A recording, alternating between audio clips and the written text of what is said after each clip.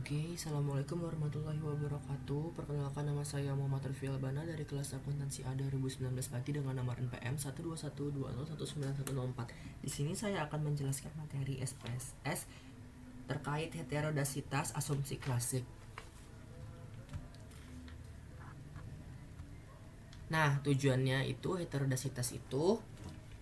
Nah, apakah dalam model terjadi ketidaksamaan varians dari residual satu pengamatan ke pengamatan yang lain? Menurut Ghazali 2019, ada beberapa cara untuk mengetahui apa ada atau tidaknya heterodasitas melihat grafik plot spread atau spreadsheet uji Park, uji Glaser, dan uji White. Nah, untuk grafik scarlet plot melihat antara nilai prediksi variabel dependen yaitu spread dengan residual spreadsheet.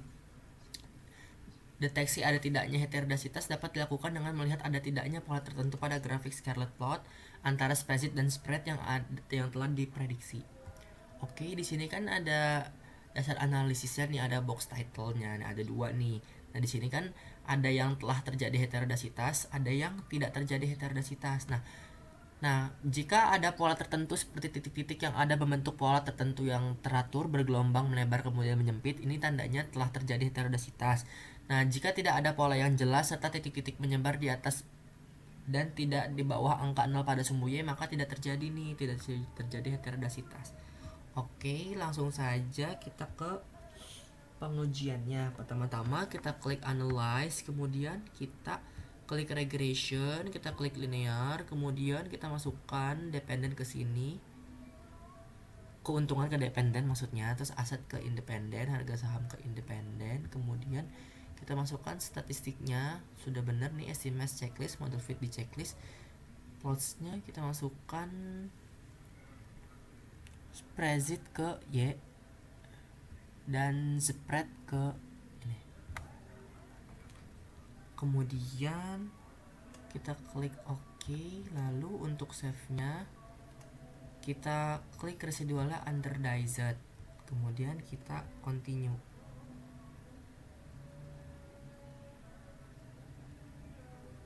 Nah, kita lihat plotnya lagi.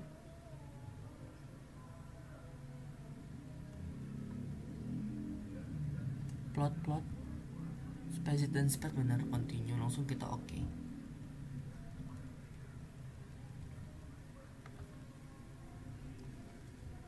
Nah, di sini kan udah keluar outputnya nih, udah keluar output. Nah, untuk data, bentar lagi loading. Nah, ini kan untuk data scaffoldnya ini, datanya menyebar, tidak membentuk sebuah pola. Kita simpulkan bahwa data ini tidak mengalami heterodasitas. Oke, lanjut. Nah, di sini kan ada uji heterodasitas dengan uji Park. Menurut Ghazali 2018 141 sampai 142, uji Park mengemukakan bahwa metode varian S2 merupakan fungsi dari variabel-variabel independen. Apabila koefisien parameter beta dari persamaan regresi tersebut signifikan secara statistik, hal ini menunjukkan bahwa dalam data model empiris yang diestimasi terdapat heterodasitas, dan sebaliknya jika parameter beta tidak signifikan secara statistik, maka asumsi homokedasitas pada data model tersebut tidak dapat ditolak. Oke, di sini kan ada dua box title nih. Kriteria uji Park menurut Ghazali 2013 ayat 142. Di sini kan jika nilai probabilitasnya lebih besar dari 5% atau 0,05, maka dikatakan tidak terjadi gejala heterodasitas. Jika di sini nilai probabilitasnya kurang dari 5% atau 0,05, maka dikatakan terjadi gejala heterodasitas. Oke, langsung saja kita ke pengujian cara mentransform. Pertama-tama kita buat residualnya dulu ya, residual 2-nya. Kita klik transform, kemudian kita compute variable.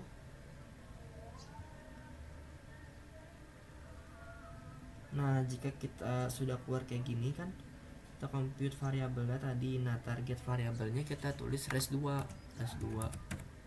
Lalu di sini kita pilih all, kemudian di sininya kita pilih ABS. Nah, langsung saja di sininya kita masukin under dized dikali dized juga. Oke, kita klik OK. Nah, di sini sudah keluar nih. sudah keluar variabelnya, sudah tercompute sama ke execute. Oke, lalu variabel logaritma dari res2 kita mengklik transform, kemudian kita klik compute, kemudian di sininya targetnya kita tambahin ln underscore. Nah, kemudian bentar, saya compute variabel. Nah, habis itu all ln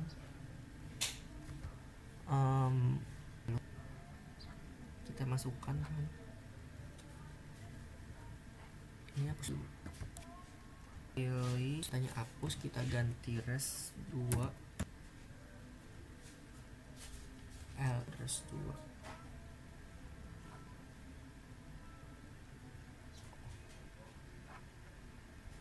Oke.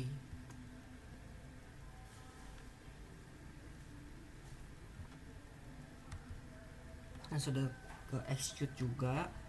Nah, terus lalu kita mengregresi data. Oke. Data ln underscore res2 dengan klik analyze, kemudian regression, kemudian linear, lalu dependennya itu kita keluarin dulu nih, kita ganti ln res2. Kemudian untuk dependennya ini kan ln res2, terus independennya masih sama, terus statistiknya masih sama, plotsnya masih sama, untuk save nya itu masih sama. Oke, kita klik. Nah, di sini kan sudah keluar outputnya, di sini sudah keluar semua output. Kita lihat tabel koefisiennya.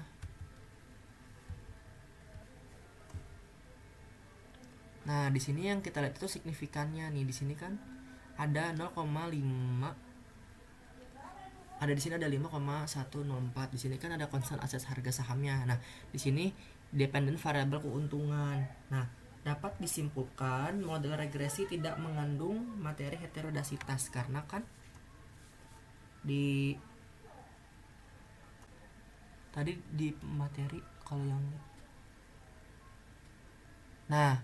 jika lebih dari 5% tidak terjadi gejala heterodasitas.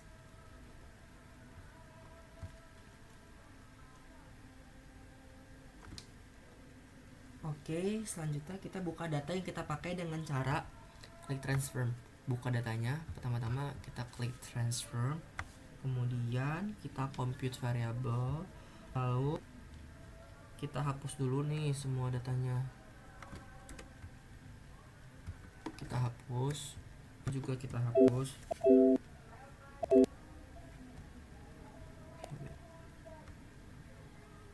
Kita hapus itu. Variabelnya itu kita klik yang ABS, kita ABS underscore res1. Oke, habis itu kita pilih all, di sininya kita ganti ABS.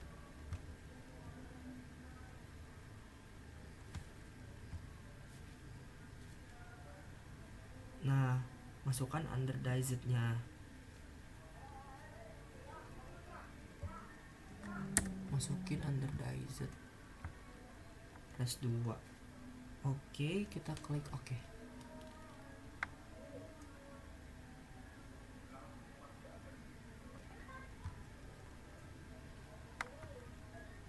Nah, di sini datanya sudah ke execute ya.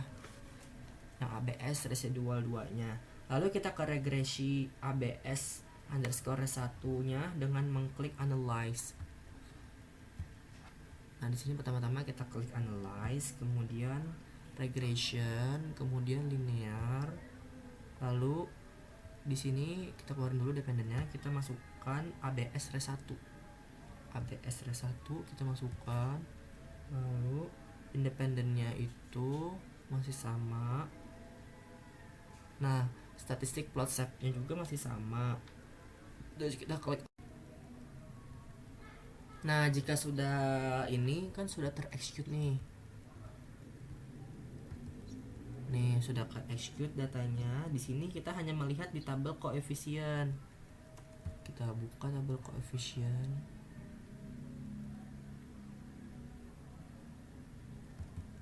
Nah, kita lihat nih signifikannya di sini kan ada datanya nih, data T sama signifikan. Terus di sini dependent variable interest 2. Nah, dapat disimpulkan dengan pengujian heterodasitas ada 3 cara. Ketiganya menunjukkan hasil yang sama, yaitu tidak adanya tanda-tanda materi uji heterodasitas. Oke, lanjut ke pengujian regresi. Nah, analisis regresi adalah studi mengenai ketergantungan variabel dependen terikat dengan satu atau lebih variabel independen, variabel penjelas atau bebas dengan tujuan untuk mengestimasi dan atau memprediksi rata-rata populasi dan nilai rata-rata variabel dependen berdasarkan nilai variabel independen yang diketahui. Menurut Gujarati 2013 dalam Ghazali 2011. Nah, kita lakukan pengujiannya. Kita buka SPSS, lakukan pengujiannya. Pertama-tama kita klik analyze, kemudian kita klik regression, lalu kita klik linear. Habis itu dependennya kita keluarin dulu, kita ganti keuntungan. Independennya masih sama, statistiknya masih sama, plotsnya itu kita keluarin nih, plotsnya kita keluarin.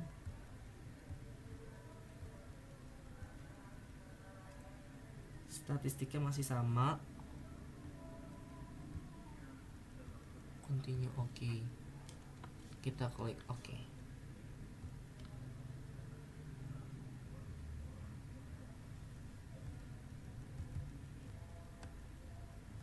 Nah, di sini kan sudah keluar output. Kita melakukan pengujian regresi berganda setelah melakukan pengujian asumsi. Nah, kita menginterpretasikannya dengan melihat output model Sumeri.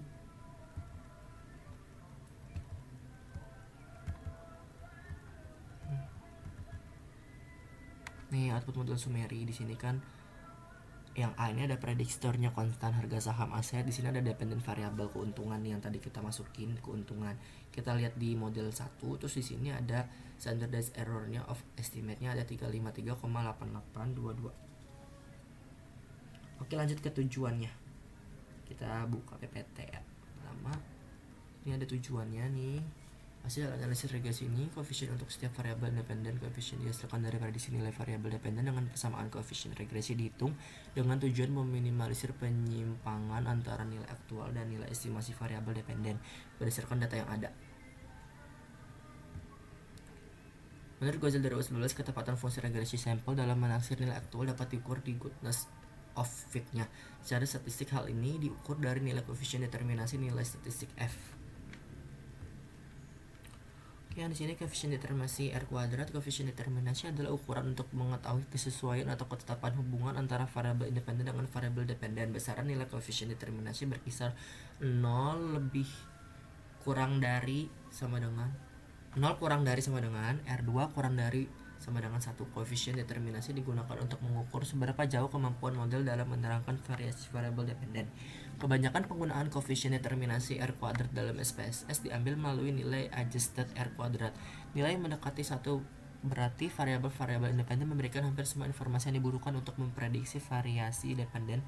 Adjusted R kuadrat digunakan karena nilainya tidak terpengaruh oleh banyaknya variabel independen. Oke, di sini kan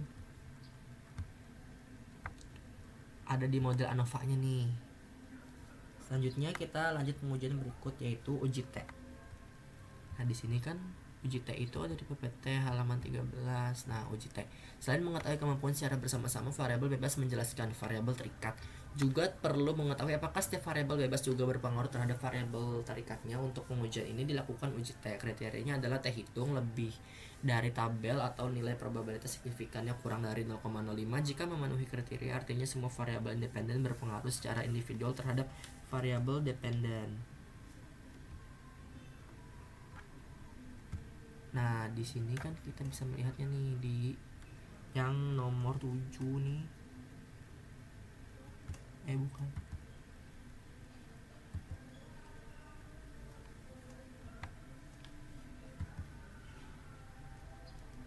Di sini ada data yang di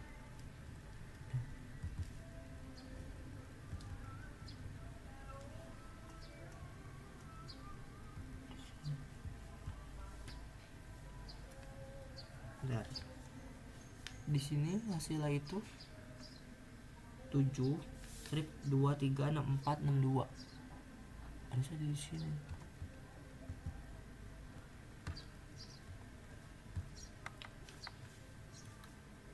Oke. Nah, datanya kan ada di tadi tuh, di mana 2,364 lebih kecil dari 5,104 atau 5,955. Oke, yang terakhir dalam analisis regresi adalah uji asumsi pokok sehingga nilai koefisien regresi yang dihasilkan baik dan tidak bias. Untuk itu dilakukan uji normalitas, multikolonialitas, autokorelasi, dan heterodasitas. Jika asumsi klasik terpenuhi, maka estimasi regresi akan blue, yaitu Bayes linear unbiased estimator. Oke, mungkin sekian yang dapat saya sampaikan, kurang lebihnya mohon maaf. Billahi taufiq wal hidayah. Wassalamualaikum.